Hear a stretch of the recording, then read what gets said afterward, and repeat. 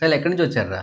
మేము రాజమండ్రి దగ్గర ఏలేశ్వరం అనే ఊరు నుంచి వచ్చాము. రాజమండ్రి దగ్గర ఏలేశ్వరం. ఏలేశ్వరం. ఎలా అనిపించింది? చాలా బాగుంది సార్. నేను అడగొచ్చు అడగ కూడా నాకు తెలియదు. తల్లి ఇప్పుడు మీరు ఈ ఉండే కమ్యూనిటీ ఏమైతే ఉందో కంటిన్యూ అవడానికి మీరు చాలా ఇబ్బందులు పడుతూ ఉంటారు కదా తల్లి.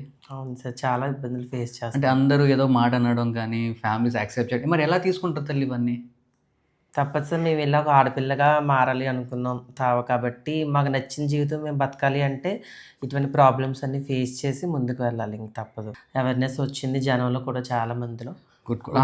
ఇవాళ ఇప్పుడు చాలా మంది యాక్సెప్ట్ చేస్తున్నారు, యాక్సెప్ట్ చెయ్యాలి కూడా. ఎందుకంటే మన కడుపును పుట్టిన పిల్లలు అది వాళ్ళ తప్పు కాదు.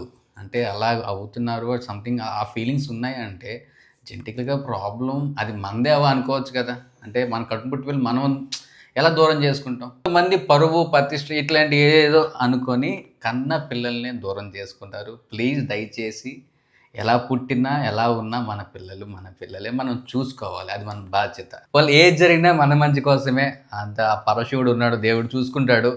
మీరు ఇలాగే ప్రతి ఒక్కరిని ఆదరించి ఇంకా పైకి రావాలని మనస్ఫూర్తిగా కోరుకుంటున్నాను. Thank you.